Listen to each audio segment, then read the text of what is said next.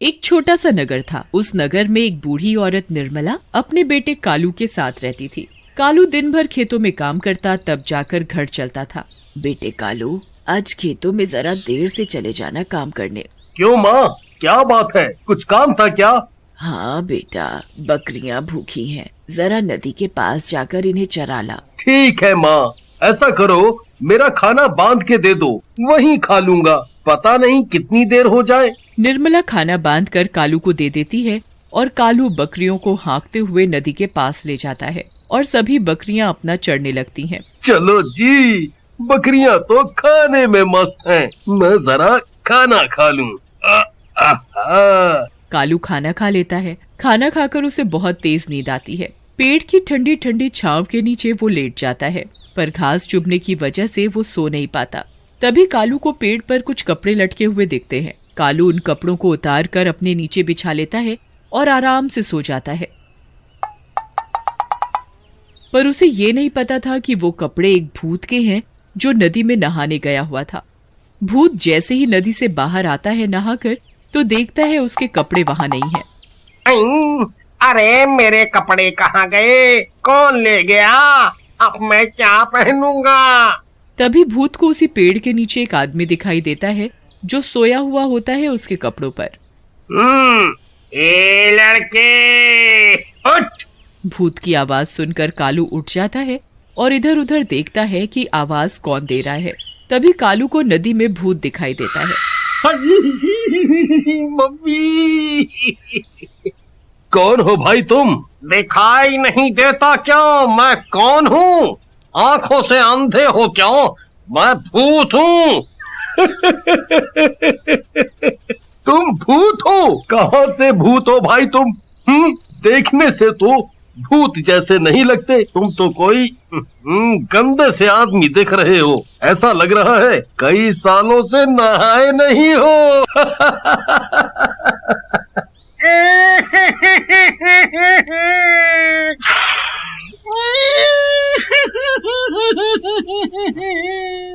हाँ, मैं सच में भूत हूँ। अब मैं भूत जैसा नहीं दिखता तो मैं क्या करूँ? अच्छा, मान लिया तुम भूत हो, पर यहाँ आए कैसे? मैं यहाँ नहीं रहता। हम भूतों की भी एक दुनिया है। मैं तो अपने रास्ते से ही उड़कर जा रहा था इस नदी के ऊपर से। नदी दिखी तो सोचा ठंडा ठंडा साफ पानी है, नहा लूं। मैंने अपने कपड़े उतार कर पेड़ पर रख दिए थे और नहाने चला गया था। जिन कपड़ों पर तुम सोए हुए थे वो मेरी लंगोट है। तुम मेरी लंगोट दोगे तो मैं नदी से बाहर निकल पाऊंगा। अगर मैंने तुम्हारी लंगोट दे दी तो तुम नदी से बाहर आ जाओगे। और बाहर आते ही तुम मुझे खा जाओगे, फिर मेरी सारी बकरियों को भी खा जाओगे। नहीं नहीं, मैं तुम्हें और तुम्हारी बकरियों को नहीं खाऊंगा। मैं कैसे मान लूं कि तुम नहीं खाओगे? तुम भूतों का क्या भरोसा? अरे भाई, मैं शाकाहारी भूत हूँ, तो भला मैं तुम्हें कैसे खा सकता हूँ? अगर मैंने अब इसे इसकी लंगोट दे दी तो ये भूत अपनी लंगोट लेकर चला जाएगा। मैं सोच रहा हूँ क्यों ना मैं इसकी लंगोट ना देकर इससे अपना काम निकालूं। ये भूत लंगोट के बदले मेरे सारे काम कर सकता है। भूत भाई देख, तेरी लंगोट तो मैं तब दूंगा जब तुम मेरे सारे काम करोगे। ठीक है, मैं तुम्हारे सारे काम कर दूंगा, पर तुम मुझे बाहर तो आने दो। कालू भूत को उसकी लंगोट तो नहीं देता, उसके लिए घर जाकर अपने कपड़े ले आता है और उसे अपने कपड़े पहना देता है। ए भूत, जब तक मेरे सारे काम नहीं होते तब तक तुम यही कपड़े पहनोगे। फिर मुझे तुम छोड़ दोगे ना? हाँ, छोड़ दूंगा। फिर कालू भूत को अपने कपड़े पहनाकर अपने साथ अपने घर ले जाता है। भूत भाग बेटा, ये हमें खा जाएगा। नहीं माँ, डरो मत, ये हमें नहीं खाएगा और ये भूत मेरा दोस्त है। भूत भी कभी किसी का दोस्त होता है क्या? तू पागल तो नहीं हो गया? कालू अपनी माँ के कान में जाकर सब बता देता है। बेटा, तू इसे घर तो ले आया है, पर इसे लाकर कोई मुसीबत खड़ी मत कर देना। और गांव वालों का क्या? माँ, तुम चिंता ना करो, मैं सब संभाल लूंगा। अगले दिन कालू भूत को खेतों में ले जाता है।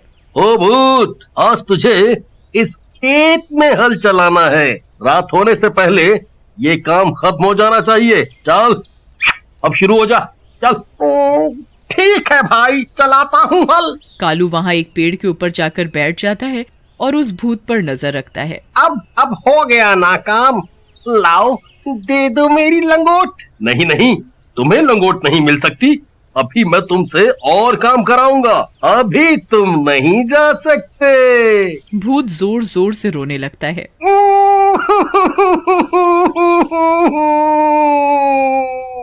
भाई मेरी लंगोट दे दो।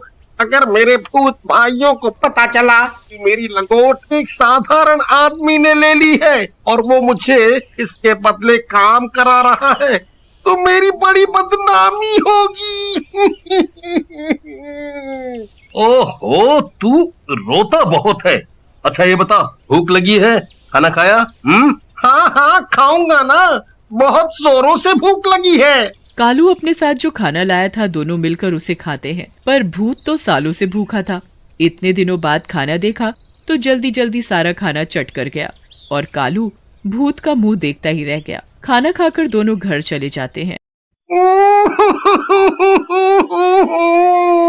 मुझे खाना दो, मुझे बहुत भूख लगी है। इतना स्वादिष्ट खाना मैंने पहली बार खाया है।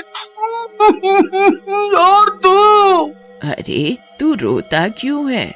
मैं तेरे लिए अभी खाना लाती हूँ। माँ खाना बनाती है और भूत खाता ही जाता है, खाता ही जाता है, बस खाता ही जाता है। माँ खाना बनाते बनाते थक जाती हैं और घर का सारा राशन खत्म हो जाता है। और दो खाना। ओ भूत, अब कहाँ से दूं खाना? सारा राशन तो तू खा चुका है, अब घर में कुछ नहीं है खाने को। अरे माँ, ये सदियों से भूखा है, आज इसने मेरा खाना भी खा लिया। तभी गांव से मुखिया आते हैं अपनी बेटी की शादी का न्योता देने। भूत भूत भूत भूत, भागो भागो सभी, नहीं तो ये हमें खा जाएगा। मुखिया जी डरिए मत, ये आपको कुछ नहीं करेगा, ये हमारे साथ ही रहता है। कालू, तुम बोलते हो तो मान लेता हूँ कि ये किसी को कुछ नहीं करेगा। मुखिया जी, यहाँ कैसे आना हुआ? अरे हाँ, मैं इस भूत को देखकर सब भूल ही गया था। कल मेरी बेटी की शादी है, आपको न्योता देने आया था। फिर मुखिया वहाँ से चला जाता है।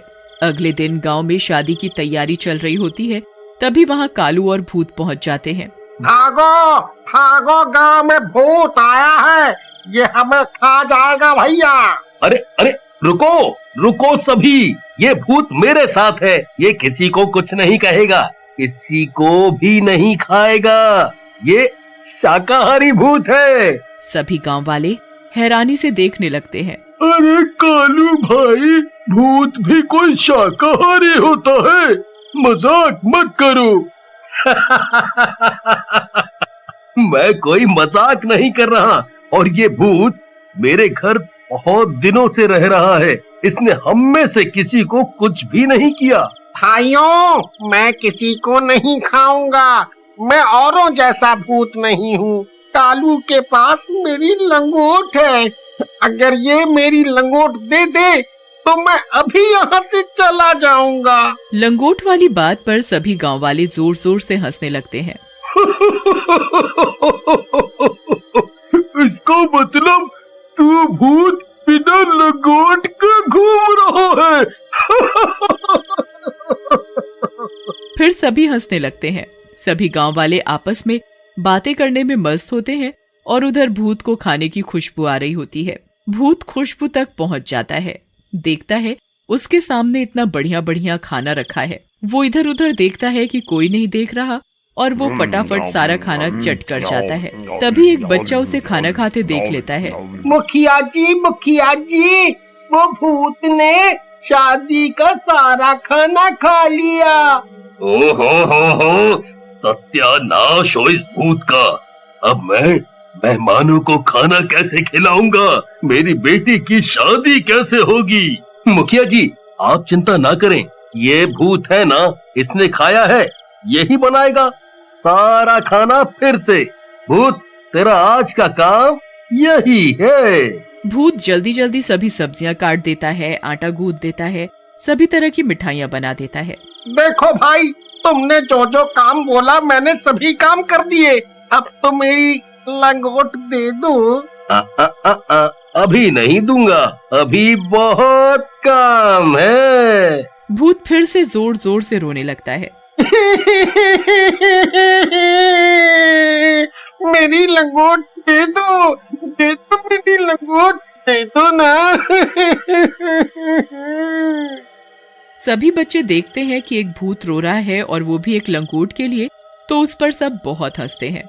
पर उधर भूत की भूख बढ़ती ही जा रही थी। भूत गांव वालों का खाना चुरा चुरा कर खाने लगा। ओ भूत, सत्यानाश हो तेरा, सारा खाना खा गया चुरा कर। अब मेरे बीवी बच्चे क्या खाएंगे? शोर सुनकर सभी गांव वाले इकट्ठा हो जाते हैं। हाँ भाई, ये मेरे घर का भी सारा खाना खा गया। ऐसे ही ये भूत हमारे घरों का खाना खाने लगा तो हम और हमारे बच्चे क्या खाएंगे? है, वो तो भूखे ही रह जाएंगे भैया। इस भूत का कुछ तो करना पड़ेगा। ये भूत कालू का है ना, उसी को बताते हैं जाकर। है? सभी गांव वाले मिलकर कालू के घर जाते हैं और भूत की सारी बात कालू को बताते हैं। भूत एक कोने में खड़ा होकर सब कुछ सुन रहा होता है। कालू, अब बहुत हो गया। इस भूत ने पूरे गांव वालों को दुखी कर रखा है। सभी के घरों का ये भूत रोज रोज खाना खा जाता है। पूरे गांव का अनाज ये खा चुका है। ऐसे ही चलता रहा ना तो एक दिन हम सभी भूख से अपनी जान गंवा बैठेंगे। मुझे भूख लगी थी, इसलिए मैंने खाना खा लिया। मेरा पेट पता नहीं क्यों नहीं भरता। कालू, मैंने तुझे पहले ही बोला था, इसे लाकर कोई मुसीबत मत खड़ी कर देना। देख, अब इसने पूरे गांव वालों को दुखी कर रखा है। देख भूत, तेरे लिए मैं गांव वालों को तो दुखी नहीं देख सकता। सभी गांव वाले मेरा परिवार हैं। तू अपनी लंगोट ले और यहाँ से चलता बन। कालू भूत को उसकी लंगोट दे देता है। भूत लंगोट पाकर बहुत खुश हो जाता है। आप सभी की मुझे बहुत याद आएगी। आप लोग कभी भी मुझे याद करोगे तो मैं यहाँ आ जाऊंगा। अरे नहीं नहीं, हम तुझे कभी भी याद नहीं करेंगे। तू जा जा और इस गांव की तरफ कभी भी मुड़कर मत देखना। जा भैया जा।